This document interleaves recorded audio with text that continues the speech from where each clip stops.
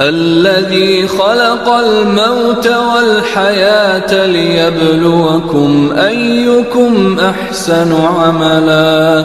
وهو العزيز الغفور. الذي خلق 7 سماوات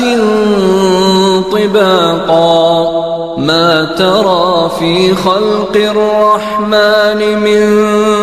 تفاوت فارجع البصر هل ترى من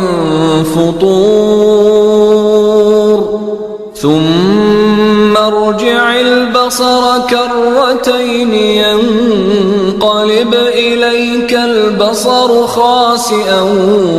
وهو حسير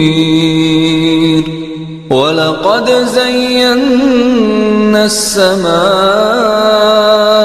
الدنيا بمصابيح وجعلناها رجوما للشياطين وأعتدنا لهم عذاب السعير وللذين كفروا بربهم عذاب